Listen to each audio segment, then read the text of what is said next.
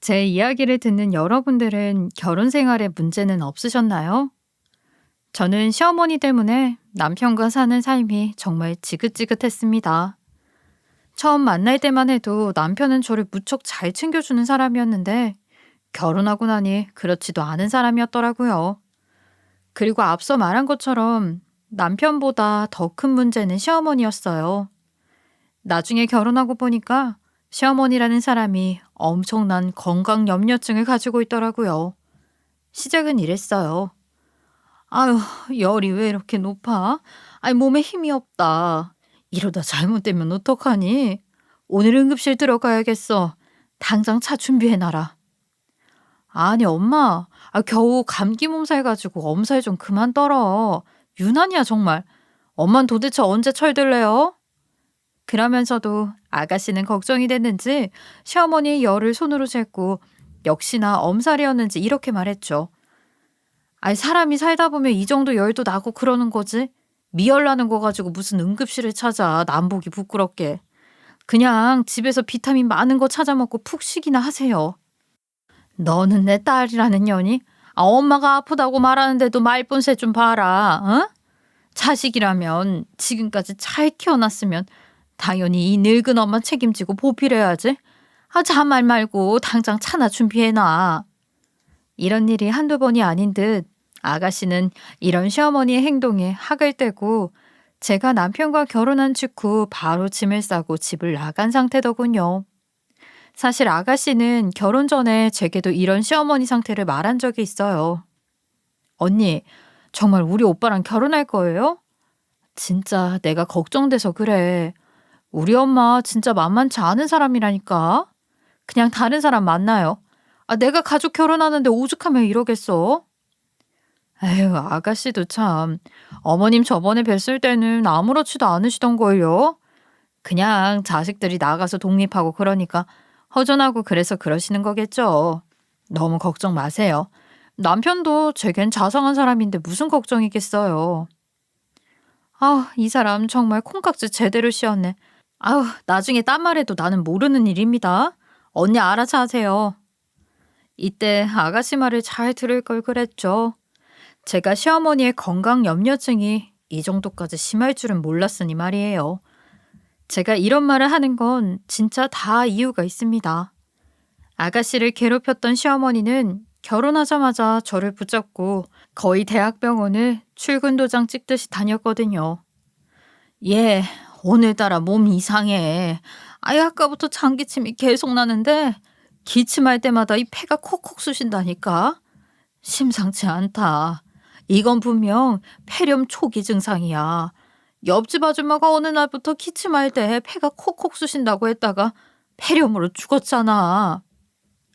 어머님, 폐렴이면 지금 제대로 서 계시지도 못해요. 그리고 기침 그 정도로 나면 염증 때문에 열도 심하게 나실 거고요. 걱정 마세요. 그냥 기침해서 아프신 거예요. 넌 내 말이 우습니? 내가 아프다는데 왜 네가 쉽게 생각해? 지금 봐. 지금 배가 쑤시는 것처럼 아프다니까. 아무래도 MRI까지 해서 제대로 검사를 한번 받아봐야겠어. 예? MRI요? 어머님, 안색도 그렇게 창백하시지 않고 괜찮아 보이시는데 게다가 애초에 전조 증상도 없으셨잖아요. 최근 열이 뭐 심하게 나거나 하신 적도 없고. 안 데려다 줄 거면 말하라. 그래, 이 노인네는 그냥 방구석에서 그냥 아픈 채로 죽어야지. 시어머니는 이 말을 끝으로 방에 들어가 문을 잠근 채로 나오지 않으셨습니다. 그 모습을 보고 전 한숨을 쉬고 다시 집으로 돌아갔죠. 그러다 꼭두 새벽이었어요. 제 핸드폰으로 전화 한 통이 오더군요. 시모였습니다. 예, 나 상태가 아무래도 이상하다. 빨리 구급차 불러. 응급실 가야 한다고. 낮부터 계속 이런 말을 했던 시어머니가 갑자기 급하게 말을 하니 잠결에 얼른 물로 세수만 하고 달려갔어요. 하지만 역시 병이 있을 리가 없겠죠. 엄살이었으니까요. 그래서 저는 남편에게 상의했죠. 여보, 어머님 너무 병원 자주 왔다 갔다 하시는 거 아닐까? 병원비가 무슨 애 이름도 아니고 그것도 매번 응급실만 다니시고 대학병원은 아주 집처럼 드나드시잖아. 다른 사람 보기도 안 좋고 말이야. 아, 당신이 우리 엄마에 대해 뭘 알아? 동생이라는 년은 자기 엄마도 안 챙기고 집 나가버리고 우리 엄마가 얼마나 적적하겠어. 그러니 나라도 잘해야지. 아, 당신도 나처럼 우리 엄마 하늘처럼 받들어야지. 아니, 아무리 그래도 정도가 있어야죠. 매번 아프다고 병원 가도 제대로 처방받은 적도 없잖아. 아이씨, 남편 말에 토달지 말고 우리 엄마 잘 챙겨. 알았어? 남편은 시모에겐 자기가 유일한 자식이고 장남이라며 저에게도 하늘처럼 받들고 살라 강요를 하더군요. 아가씨가 왜 이 집구석과 연을 끊다시피 했는지 남편과 대화하면서 절실히 알게 됐어요. 물론 아가씨가 그렇게 집을 나갔으니 남편이 집안의 기둥은 맞았지만 그 점을 강조하는 게 그리 썩 좋은 기분은 아니었죠. 저는 마치 왕을 모시는 수락관 상궁의 처지가 된 기분이 들었으니 말이에요. 거기에 말이죠. 시어머니는 항상 이런 말을 입에 담고 살았어요. 역시 집에는 아들이 있어야 한다. 봐라. 아들은 엄마가 아프다고 말하니까 쪼르르 와서 어디 아프냐. 아, 당장 병원이라도 가자. 말이라도 해주지 않니. 그런데 딸이라는 여는 집이나 쳐나가고. 에휴. 그래도 저 결혼 전에는 아가씨가 어머님 엄청 챙기지 않았어요. 그 정도는 당연히 해야지. 여자들은 길러준 정도 떼버리는 독한 구석이 있다니까. 그러니 예부터 집안 모든 일을 아들인 남자가 도맡아서 하는 게 아니겠니? 그러니 너는 너희 남편 내조와 건강에 온 마음을 다해야 해. 네 남편이 네 얼굴이나 다름없다 이 말이야. 그리고 이 말 뒤에는 항상 이상한 보약을 하나 들고 와서 제 앞으로 내밀면서 이런 말을 했죠. 여기 보약이다. 네가 우리 아들 안 챙기는 것 같아서 내 딸로 힘 좀 썼다.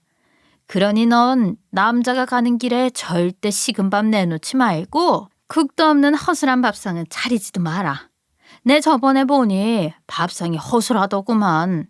이제부터는 아침 밥상 찍어서 나한테 보내. 정말 말 같지도 않죠. 지금이 무슨 조선시대도 아니고 이런 잔소리를 듣고 있으니 말이에요. 이 뒤로 정말 저는 시어머니에게 수시로 남편 밥상을 찍어 보내야만 했어요. 그러던 남편은 잘 다니는 회사를 그만두고 갑자기 창업을 하겠다고 길길이 날뛰더군요. 그 말에 시어머니는 자기가 가진 전 재산을 정리해서 남편에게 창업 자금으로 보태 쓰라고 건네주었고요. 사실상 창업 자금은 덤이고 자기 노후를 책임지라는 뜻이었겠죠. 그런데 남편은 그런 숨은 의미도 눈치채지 못했는지 괜히 시골에 있던 친정엄마를 걸고 넘어지더군요. 나한테는 이제 아무것도 없어. 이젠 아들 하나만 믿고 평생 살 생각이다. 내가 괜히 평생 모은 돈을 주겠니? 이 돈 쉽게 생각하지 말고 이게 다 너희 남편한테 내가 투자하는 거다. 시어머니는 남편이 없는 자리에서 이런 말을 제게 했거든요.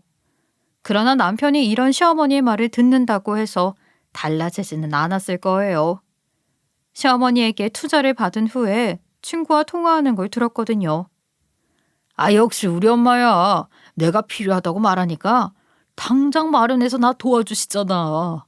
이런 위기 상황이 되면 누가 정말 내 편인지 확실하게 알 수 있다니까. 역시 엄마랑 장모님의 차이가 느껴지네.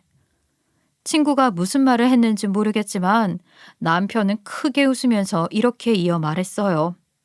야야, 사위사랑은 장모라는 말도 이제 옛말이야. 우리 장모님이 내게 해주시는 게 하나라도 있냐? 이게 가족이야? 남이지 남. 다른 사람은 자기 사위 기죽지 말라고 회사까지 해서 사위한테 갖다 준다는데 우리 장모님은 아무튼 그래서 우리 엄마가 최고라고.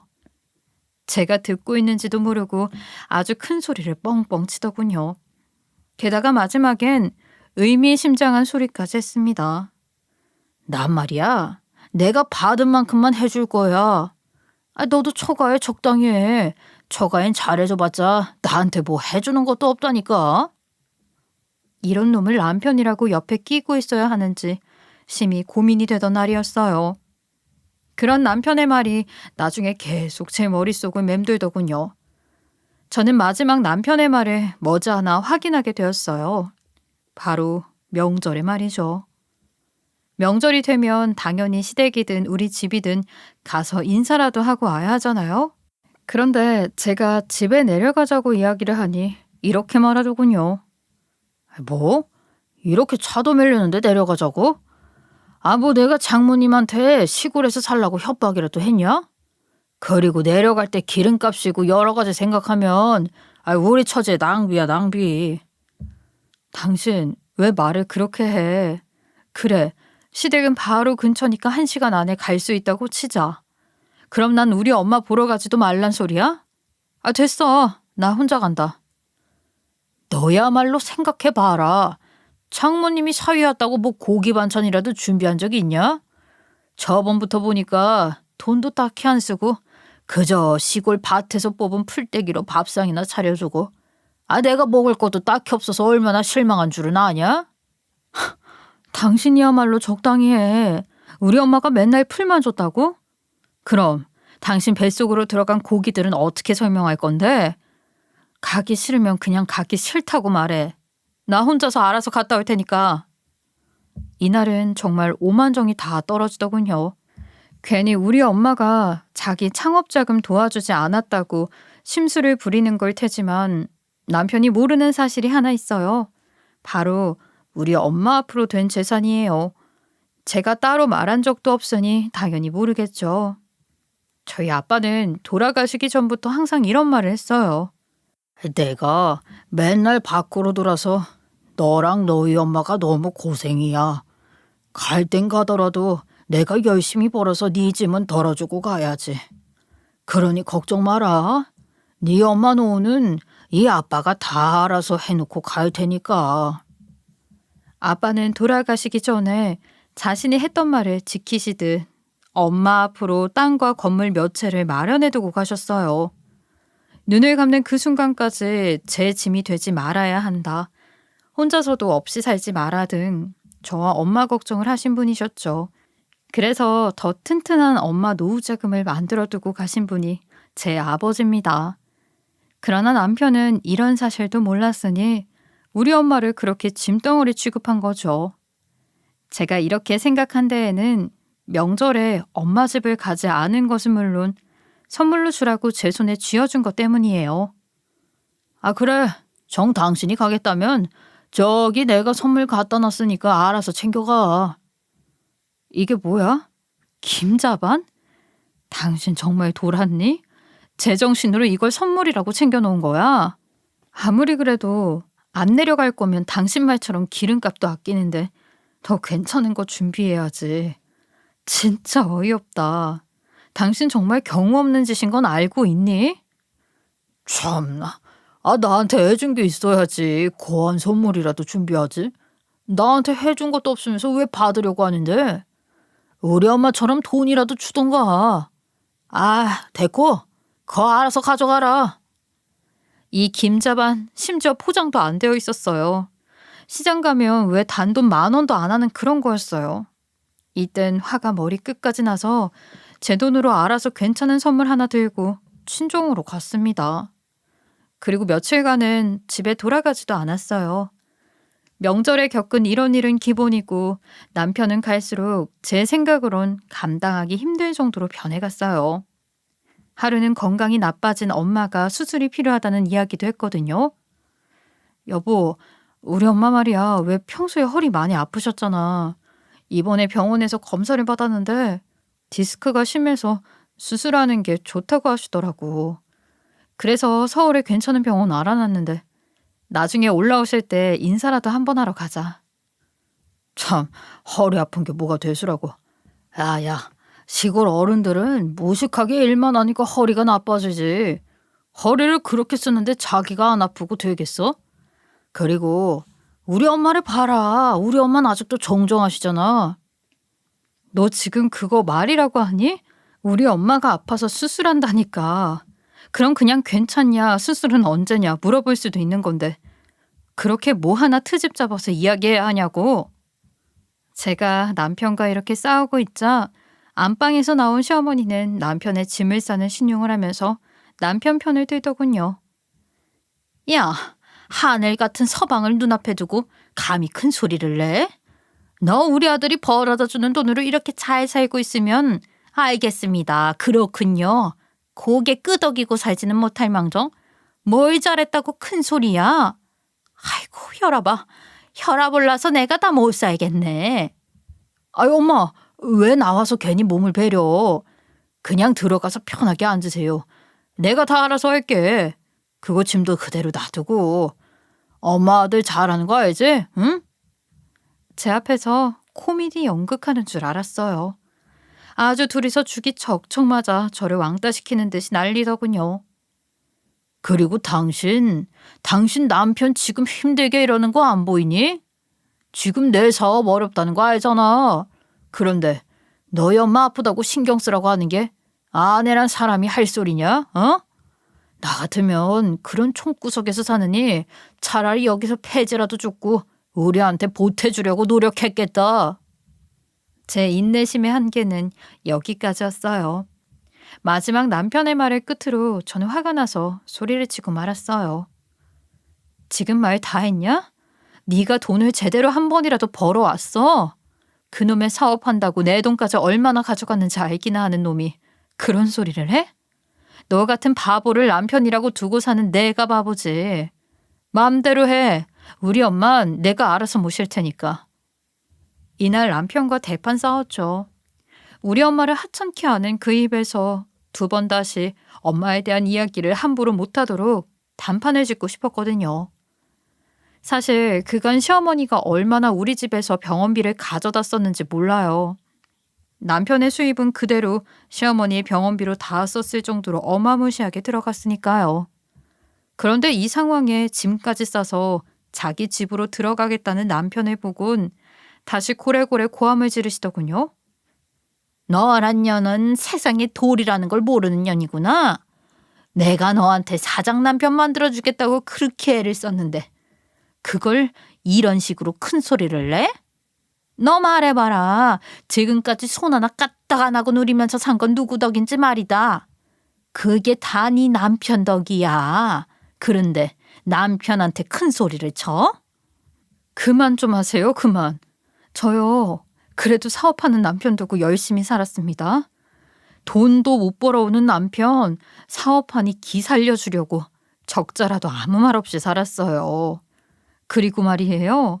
저 집에서 일하면서 열심히 살림에 보태주고 있었어요. 제발 제대로 알고나 말하세요. 뭐? 이게 하늘 같은 시어머니에게 뭐라고? 그리고 내 아들이 돈을 못 벌어와도 열심히 하라고 떠받들고 살아도 모자랄 판에? 내 아들이랑 나랑은 한 몸이다. 얘가 속상하고 힘들면 내 몸이 알고 아파와. 네가 나까지 죽을 셈이냐? 오냐. 나 죽이고 싶으면 계속 그런 식으로 해라. 그리곤 혈압이 오르는 척 또 뒷목을 잡더니 그대로 주저앉아서 주특기인 엄살을 부리기 시작했어요. 아이고 동네 사람들. 며느리가 다 늙은 시모 잡고 난리요. 그래 늙은 사람은 빨리 가줘야지. 아이고 내 두야. 머리가 너무 아프고 어지럽다. 얘야 우린 병원이나 가자. 이러고 남편을 붙들고 그대로 병원으로 갔어요. 진짜 어처구니 없는 이 상황에 내가 뭘 어떻게 해야 하나 싶더군요. 하지만 이번만큼은 저도 고분고분 넘어갈 생각이 전혀 없었어요. 그래서 시어머니나 남편이 무슨 행동을 해도 그냥 바라보고 모른 척하며 지냈죠. 그러다 얼마 뒤 남편의 사업에 큰 위기가 오면서 남편은 이전보다 더욱 예민한 모습을 보이더군요. 하나라도 자기한테 불편한 일이 생기면 아주 고슴도치처럼 가시를 잔뜩 세우고는 날카로운 기운을 풍겼어요. 그러더니 저를 붙잡고 대뜸 이런 말을 하는 겁니다. 아무래도 이 집 담보받아서 대출이라도 해야겠어. 당신 내가 요즘 얼마나 힘든 줄 알지? 자금이 쪼달려서 담보대출 좀 받으려고. 그러니까 당신도 그냥 알고 있어. 뭐? 그걸 왜 나랑 상의도 없이 대출을 받아? 이 집 살 때 자기 돈만 들어갔어? 내 돈도 절반은 들어가 있어. 근데 나랑 상의라도 하고 대출을 받아야지. 왜 자기 마음대로 대출을 신청해? 너는 아내라는 사람이 남편이 힘들어서 대출 좀 받겠다는데 그게 그렇게 불만이냐? 그리고 당신 말처럼 이 집 권리 반은 나도 있어. 그러니 내가 대출을 받든 말든 당신이 상관할 거리도 아니고. 진짜 정 떨어진다. 당신이라는 사람 뭘 믿고 내가 결혼한 건지 모르겠어 이젠. 분명 나와 결혼할 때는 이런 사람이 아니었는데 정말 뻔뻔해졌더군요. 대출이라는 심각한 상황을 두고 지금 당장이라도 대출 받아야 하는 상황이면서 제게 말 한마디도 없이 대출을 결정했으면서 말이에요. 나한테 미안해하는 기색도 없는 이 뻔뻔한 인간이 아주 실증이 났어요. 그런데 이런 제 마음을 아는지 모르는지 남편이라는 작자는 이렇게 이어서 말했어요. 솔직히 말해서 당신이 어디 나한테 내조라도 한 적 있니? 내조가 어떤 건지 내조의 니은자도 모르는 사람이 내가 어디 못하고 싶어서 못하겠어. 집안 구석이 편치 않으니까 밖에서도 일이 꼬이기 시작하는 거 아니야. 말은 잘한다. 그래, 당신 입으로 들어갔던 밥이랑 집에서 편하게 누워서 잘 수 있던 환경을 만든 사람은 나라는 건 알고 말하는 거지? 그거 그렇다고 내가 밖에 나가서 돈을 안 벌기라도 했나? 그건 당연히 해야 하는 거 아니야? 다른 집 아내들은 그렇게 하고도 내조를 해, 내조를. 엄마가 준 돈이랑 그간 모은 돈 쥐꼬리 같은 돈을 가지고 사업하려고 하니까 이 꼴이 난 거 아니야. 당신 엄마는 사위가 이렇게 힘들다 하는데도 10원 한 장을 보태주기나 했니? 그래, 너 말 잘했다. 우리 엄마가 왜 너 사업하는데 사업자금을 대줘야 하니? 너 우리 엄마한테 사업자금 바라고 나랑 결혼했니? 우리 집에 얼마나 있는지도 모르면서. 막말로 너도 나한테 돈 바라고 결혼한 거 아니면서 그놈의 사업자금은 언제까지 얘기할 건데? 너도 다른 것들이랑 똑같구나. 똑같아. 너 그냥 내가 열심히 일하고 사업하고 싶다는 이야기 꺼내니까 나랑 결혼했니?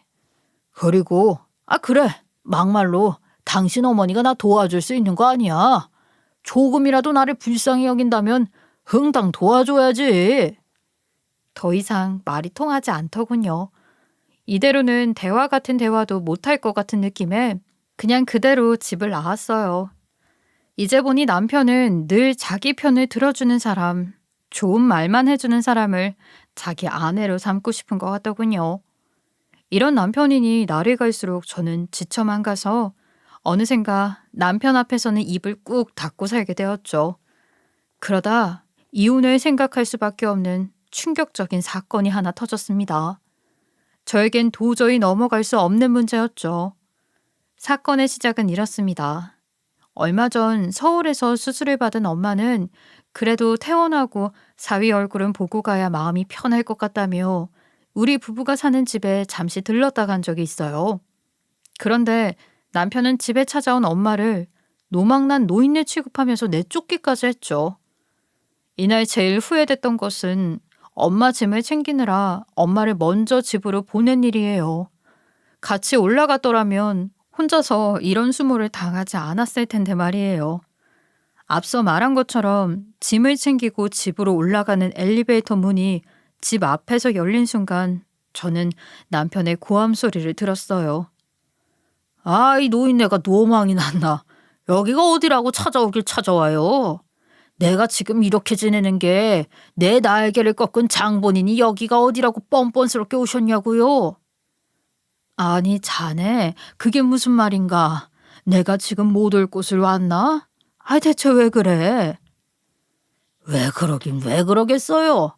지금 꼴도 보기 싫으니까 당장 돌아가세요.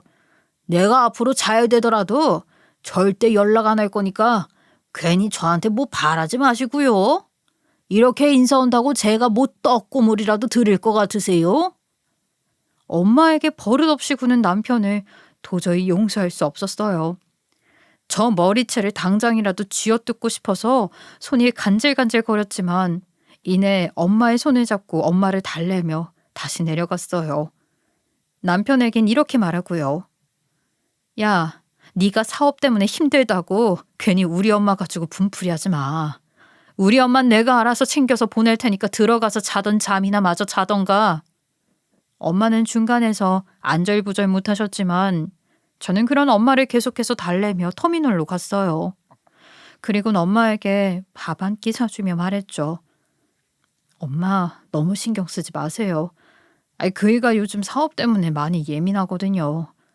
엄마한테 무슨 억하심정이 있어서 말한 건 아닐 거예요. 그러니 아무 생각도 마시고 그냥 편안하게 내려가세요. 수술하신 분이 건강 잘 챙기셔야죠. 그래도 사위 하는 거 보니까 심상치 않던데. 걔가 혹시 너한테 해코지라도 하니? 내가 자기 사업 자금 안 도와줬다고 뭐라고 그러는 거야? 아휴, 그런 생각 마세요. 자기가 사업한다고 판 벌렸는데 저만 돈 대줬으면 됐죠. 무슨 엄마 돈까지 쓰겠어요. 그리고 내가 안 줘도 된다고 했는데 엄마가 나서서 줄 필요도 없고요. 그러니 일단 밥 먹고 마음 편하게 내려가서 쉬세요. 아셨죠? 엄마는 찜찜한 표정을 끝내 지우지 못하시고 내려가셨지만 그걸 지켜보는 제 마음은 너무 괴로웠습니다. 이런 마음으로 집에 도착하니 시어머니가 때 아닌 겨울옷을 입고 떡하니 입구에 앉아있더군요. 시어머니를 또 방패막으로 쓰려고 데려왔다는 게 빤히 보이는 시츄에이션이었어요. 당신 뭐해? 우리 엄마한텐 그런 식으로 말하고 내 앞에서 이러고 싶어? 뭐 하는 짓이냐고. 남편은 제 말을 들은 채도 하지 않고 시모에게 말했죠.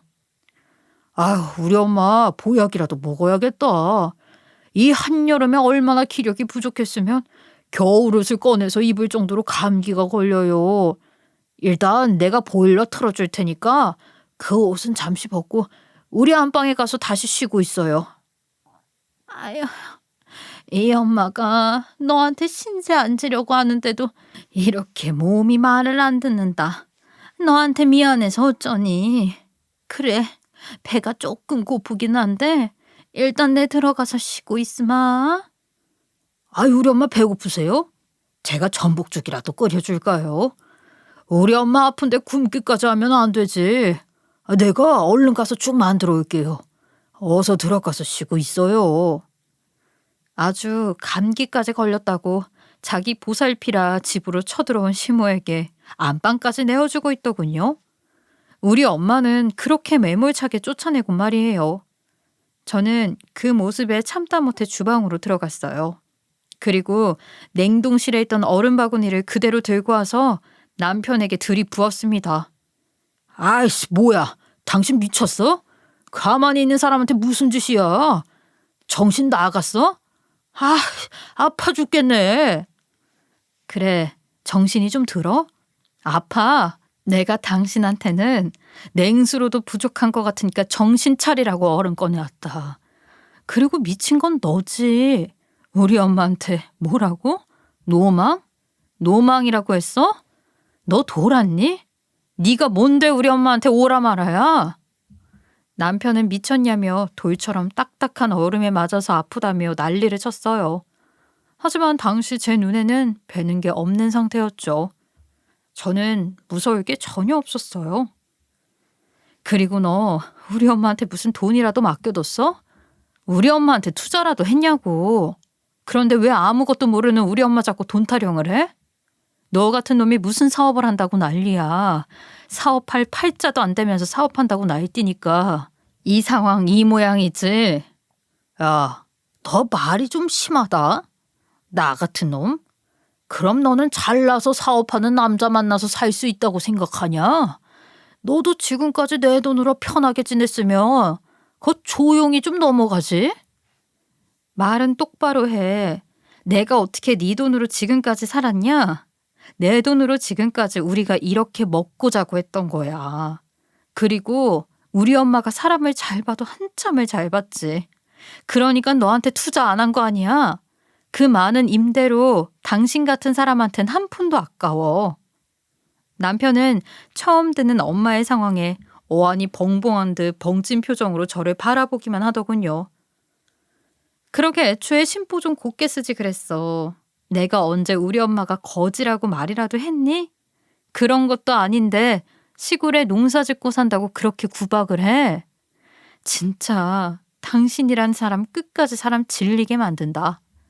우리 엄마 가만히 앉아서도 돈이 들어오니 그렇게 그냥 시골에서 마음 편히 산 거야. 엄마가 임대료로 노후를 편하게 지낸다는 말을 듣자마자 남편의 표정 변화는 아주 가관이더군요. 그리고 전 그런 남편을 앞에 두고 얼음이 차가워서 가까이 올 생각도 안 하고 소리만 치고 있는 시어머니에게 말했습니다. 어머니 아들이요. 얼마나 잘났는지 이제부터 투자 결과 한번 보시죠. 제가 이 사람 내조를 톡톡히 해야 잘 먹고 잘 산다고 하셨죠. 어머니 집이랑 이 아파트 이미 가망도 없는 그 사업에 전부 탈탈 털어서 넣었으니까 이제 결과도 확인하실 수 있을 거예요. 너 우리 애가 망하면 너는 무사할 줄 아냐? 감히 어디서 팔을 패려고 해. 네 엄마가 그렇게 돈을 많이 벌고 있었으면 당장이라도 그 돈 우리 아들한테 투자하라고 해라. 제가 왜요? 전 이 사람이랑 이제 안 살 거예요. 그리고 어머니 이제 잘 곳이나 있으려나요? 어머니가 낳은 자식이 개털되기 일부 직전인데. 아, 그건 알아서 처리하세요. 어머니가 만든 자식이니 어머니가 알아서 반품 처리도 받으셔야죠? 저는 그렇게 짐을 두고 몸만 나와서 이혼 준비를 시작했어요. 애초에 저도 모아둔 돈이 적지 않은 사람이었어요. 남편이 사업을 하겠다고 난리를 피우니 그중 일부를 남편에게 먼저 준 상태였고 옆에서 지켜본 바 그걸 제대로 활용도 못한 사람이 남편이었고요. 저한테 받은 돈은 둘째 치더라도 자기 엄마 돈까지 날려먹을 줄은 상상도 못했네요. 아무튼 그런 남편이랑 이혼하게 되니 제 속은 시원했습니다. 전 남편은 말이에요. 이혼하게 된 그날까지도 구질구질하게 제게 매달렸어요. 여보, 내가 앞으로 잘할 테니까 우리 이혼은 없던 일로 해요. 응? 이제 당신만 도와주면 내가 잘할 수 있다니까. 장모님한테도 잘 이야기해서 우리 함께 잘 살아봅시다. 살다 보면 좋은 일도 있고 나쁜 일도 있고 하는 거지. 이런 일로 헤어지면 당신 마음도 편치 않잖아. 뭔 소리야. 난 당신이란 사람한테 이제 질렸고 애초에 당신 하는 꼬라지를 보고 있으니 속이 답답해서 같이 못 살겠더라. 그리고 당신 정말 경우가 없는 사람인 건 아니? 아무리 처가가 못 사는 것처럼 보인다고 해서 그런 식으로 대접하면 안 되는 거야. 또 그런 사람이 어떻게 사업을 해? 우습지도 않지. 그렇게 빈털터리가 된 전 남편은 결국 파산 신청까지 하게 되며 아주 망해버렸죠. 그리고 얼마 뒤 저는 경매로 나온 우리 집을 수소문해서 다시 구매했어요. 그런데 제가 집을 샀다는 소식을 어떻게 알았는지 그 집 근처를 기웃대고 있더군요. 마주치면 귀찮겠구나 싶어서 피해서 다녔는데 그날은 전 남편과 딱 마주치게 되었어요. 전 남편이 우리 엄마를 문전박대한 것처럼 똑같이 대해주었어요. 너 여기가 어디라고 찾아와서 서성거려? 이 집에 들어오려면 나랑 계약이라도 하든가. 안 그럼 난 이 집에 너 한 발자국도 들일 생각 없으니까 썩 꺼져. 저는 집 안으로 들어가서 물까지 들고 와 전 남편에게 뿌려서 쫓아냈습니다. 전 남편은 물을 맞으면서 피해가면서도 계속 구질구질하게 빌붙더군요. 나 얼마 전에 파산 신청도 했어. 진짜 돈이 한 푼도 없다고. 우리 엄마도 지금 바깥 생활하고 계셔서 몸이 안 좋으셔.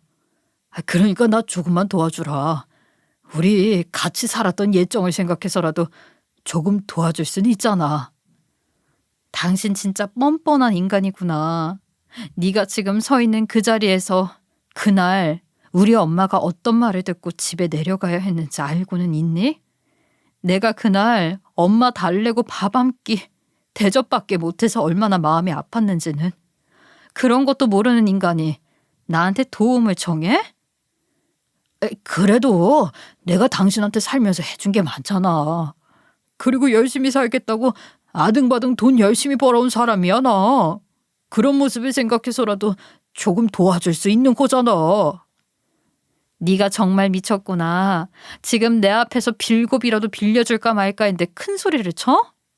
당신 정말 당신 엄마랑 똑 닮았어. 하는 짓이나 행동 모두 다. 아가씨가 왜 그렇게 집을 나갔는지 이해가 간다. 다시 한번 말하는데 우린 이제 아무 사이도 아니고 당신한테 내 콩고물 떨어질 일 절대 없으니까 네 삶은 네가 알아서 살아. 하지만 그 뒤로도 계속 이전 시모까지 가세 집 앞을 서성이면서 절 귀찮게 하더군요. 경찰서까지 가서 신고할까 생각도 들었지만 전 남편이 말한 예정을 생각해서 그 정도까진 하지 않았어요. 그래서 저는 그 집을 새를 두고 엄마와 함께 살기 위해 시골로 내려갔죠. 그 뒤로도 그 집 앞을 자주 서성였는지 세례 받은 사람에게서 한 번씩 연락을 받았어요. 아유, 아가씨, 저번에 말한 사람이 아직도 우리 집 앞에 와서 서 있다가 가요. 내가 너무 무서워서 살지를 못하겠다니까. 아가씨가 어떻게 잘 말해서 처리 좀 해주면 안 돼요? 안 그럼 내가 경찰에 신고하려고. 아직도 찾아오던가요? 진짜 질긴 사람이네요. 예전에도 그러더니 정말 뻔뻔한 인간이에요. 저 아주머니 말씀은 잘 들었고요. 제가 알아서 처리할게요. 너무 걱정 말고 있으세요. 사람이 가만히 있으니 세입자까지 귀찮게 구는 모습을 보고 더 이상은 안 되겠다는 생각이 들더군요. 그래서 직접 전 남편을 찾아가 말했습니다. 야, 너 언제까지 그렇게 구질구질하게 살래? 그냥 대충 이 돈이나 먹고 떨어져. 내가 너한테 위자료를 받아야 하는 입장인데 지금 네 꼬라지를 보니까 그건 바라지도 못하겠네. 이거 먹고 이제 나 좀 그만 괴롭혀라. 더 이상 귀찮게 굴면 나도 경찰에 신고할 거니까 그렇게 하라. 전 남편에게 건넨 돈은 얼마 되지 않는 돈이었어요. 정말 지금 당장 어디 단칸방 집이라도 구해서 한두 달은 지낼 수 있을 돈만 넣었거든요. 적진 않지만 그렇다고 많은 돈도 아니었어요. 그나마 저는 생각해서 넣은 돈이긴 한데 어떻게 쓰는가는 본인의 몫이겠죠.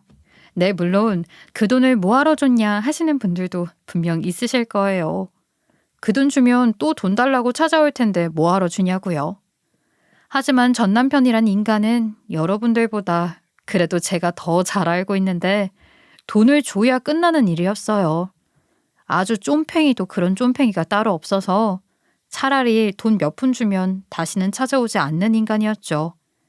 그렇게 한동안은 잊고 지냈어요. 그리고 시골에서 엄마와 지내는 시간은 아주 행복했어요.